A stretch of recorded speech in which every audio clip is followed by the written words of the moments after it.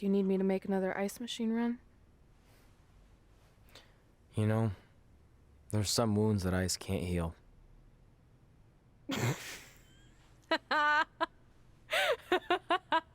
What? You, you have to admit, that was a pretty cheesy line. You know, you have a really strange way of apologizing. I'm sorry. It's just, we've been working through this all night, and I think I'm starting to lose it. Look, you know how I truly feel. You also know me better than anyone else. I made a stupid decision to protect you when we were kids, and it just kept escalating from there. I wanted to tell you so many times, but it got harder and harder, especially when you started leaving the tickets. I couldn't bring myself to take that away from you. It would be like you finding out that America's Next Top hand model was fixed. Wait, is it? Did you hear something? No, I was just using that as an example. Okay, because I don't think I could handle that right now. I think I always knew deep down that it was all too good to be true, that I'd never meet them, but I guess a part of me wanted to believe that maybe something bigger would come out of all of this, that it wasn't just about action figures or championships or entertaining millions of people, that it would help me find a part of myself that was missing. But maybe something bigger did come out of all this. This wasn't about finding two people who would fill a hole in your life. It was about millions of people finding you to fill holes in their lives.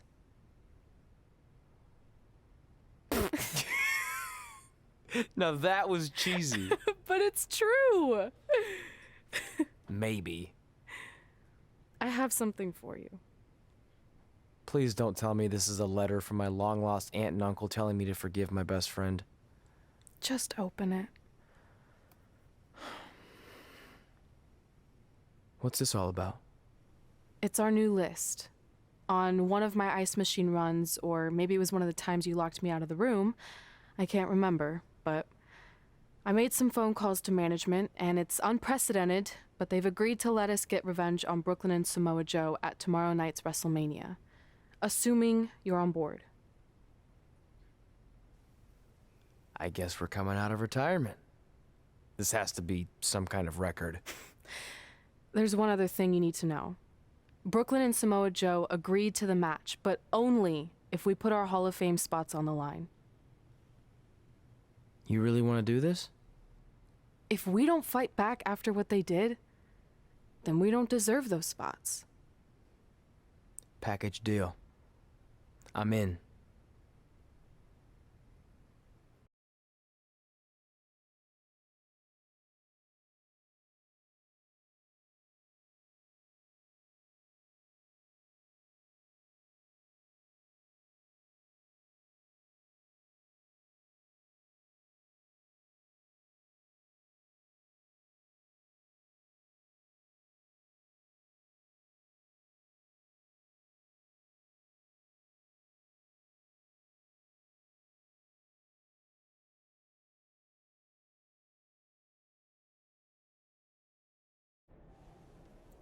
Hey, just wanted to let you know, I left 2 open seats in the audience just like you always did. Why? I mean, obviously my birth parents aren't showing up anytime soon. So was it just for good luck or out of respect or something? You'll see.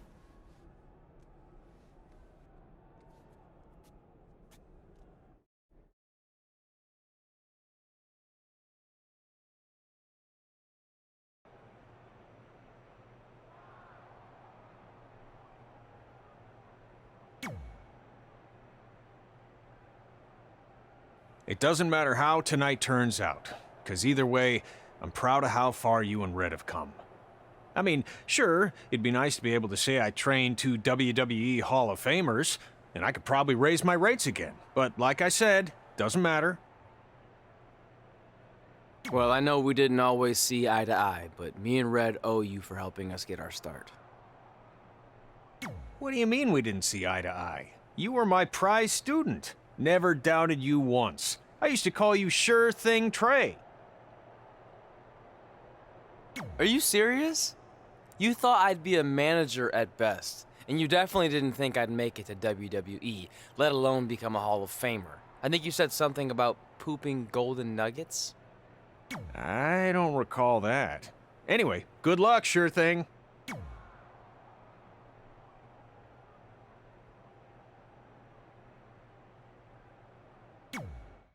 I know you're gonna tell us it's not too late to change our minds about the match and putting our Hall of Fame spots on the line, but we need to do this.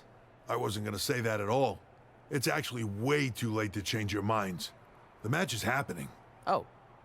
Okay, well, that's good then. I was going to say that if things don't go well, Brooklyn and Samoa Joe can't erase your legacies. Everything you worked for and accomplished won't just disappear.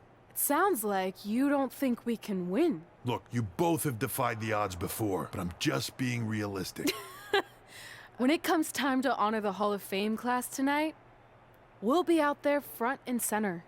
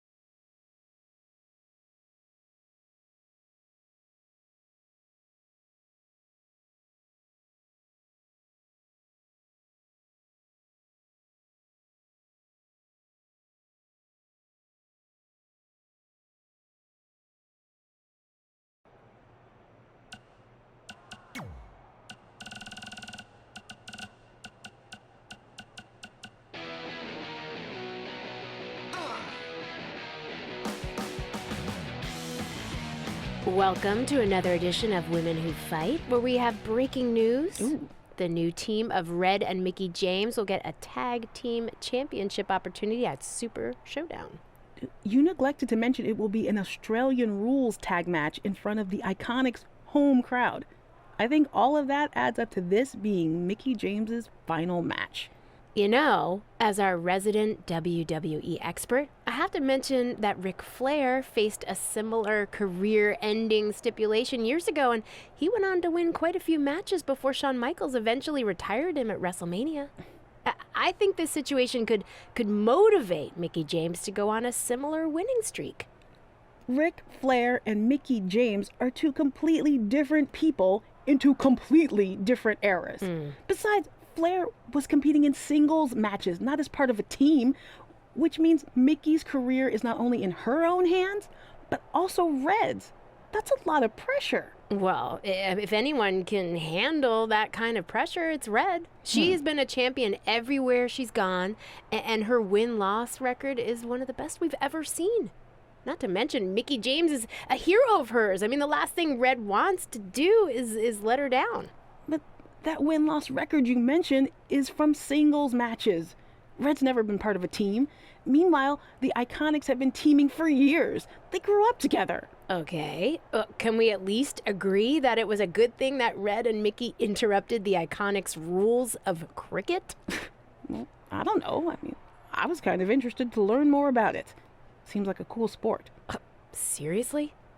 You know, maybe we should start talking about cricket on the show.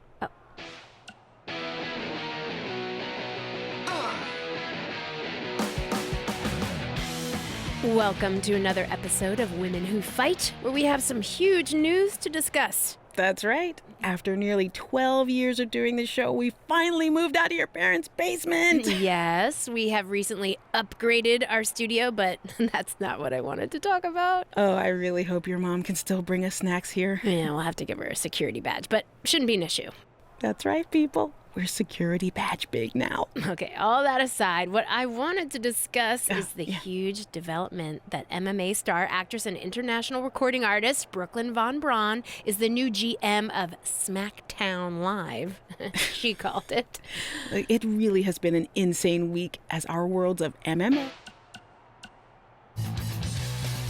Well, first things first, it was another crazy week on SmackDown Live as we have a new WWE champion after Trey beat Adam Cole. You mean Samoa Joe and his cyborg arm beat Adam Cole? By the way, I've been thinking about modifying one of my appendages. From what I hear, the prices have really come down the past 2 years. Oh yeah? What did you have in mind? Nothing major. Maybe just like a robotic ear or one of my pinky toes. Even though prices have dropped, I'm still on an indie budget.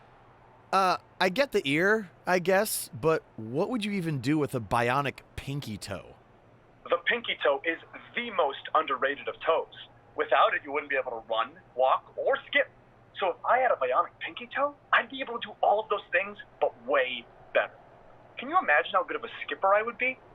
No, I can't. But that brings up a good point. How is it fair for Samoa Joe, or any superstar, to have a competitive advantage like that? It's the world we live in now. Man and machine are becoming one and the same. And besides, it's not like this type of thing hasn't existed in WWE before. Hulk Hogan once wrestled wearing a helmet with a giant fist on it. Oh yeah, the war bonnet. Yeah, and was that fair? Jake the Snake had his Cobra bite Macho Man. Was that fair? Papa Shango put voodoo spells on his opponents to make them puke and ooze black stuff out of their heads. I'd say that was a competitive advantage. Okay, point taken. Either way, I wouldn't want to have to face Joe and his cybernetic arm anytime soon. Sorry, Trey, but I think you're in big trouble.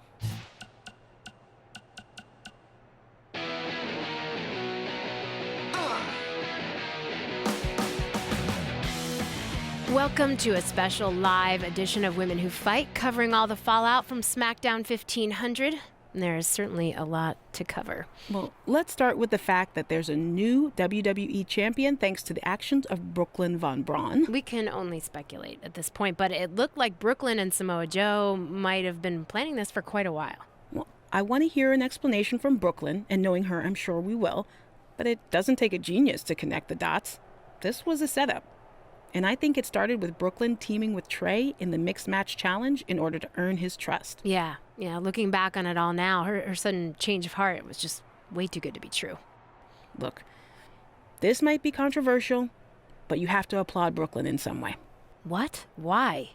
Because she came into Red and Trey's domain and in just a short time managed to pull all the necessary strings to not only embarrass them, but also position herself as the most powerful woman in WWE.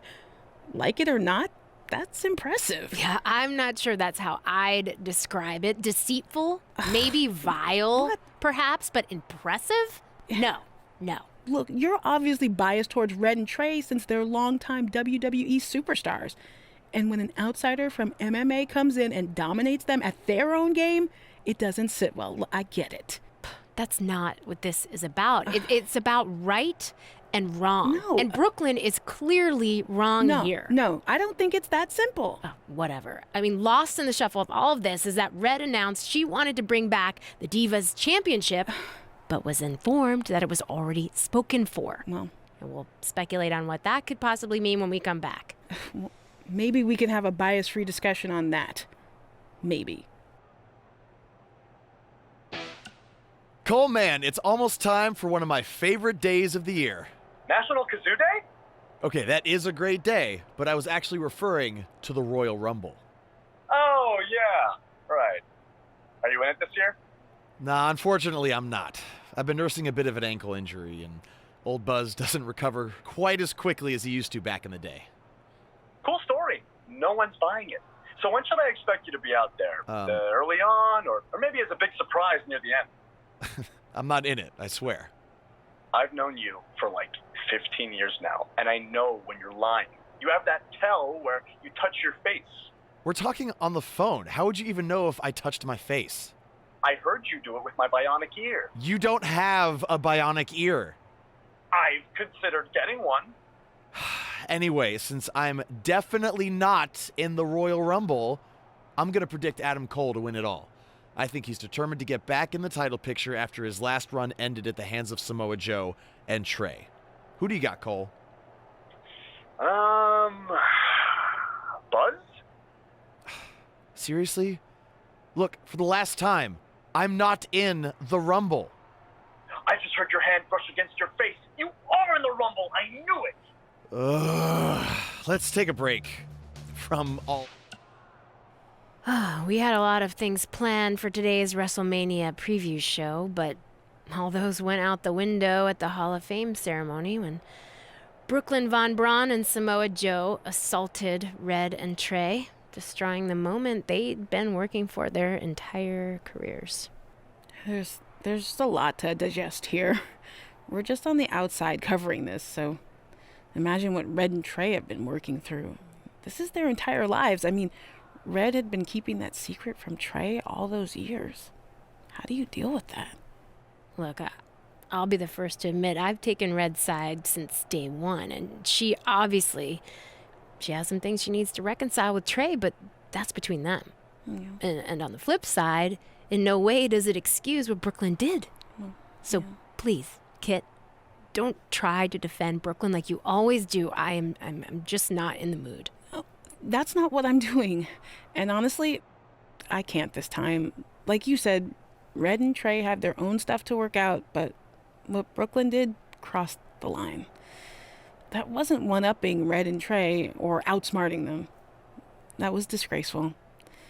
And I'm happy that apparently Red and Trey have been able to work out their issues to the extent that they'll be able to fight back against Brooklyn and Samoa Joe at WrestleMania. For once, I agree with everything you said, but what will this cost Red and Trey? If they lose the match, they lose their Hall of Fame spots. And what if that was Brooklyn's goal all along and they're just playing right into it? Red and Trey, they have nothing to gain and everything to lose. Well, I wouldn't say they have nothing to gain. I mean, they have their pride and their honor to uphold. And maybe if they defeat Brooklyn and Joe, they can finally stop Brooklyn from tormenting them ever again. I mean, the logical side of me doesn't know if that will happen, but in my heart, I hope that's what we'll see tonight. Well, we're on the same page there. Good luck to Red and Trey. Yeah. And we'll be pulling for you. Totally.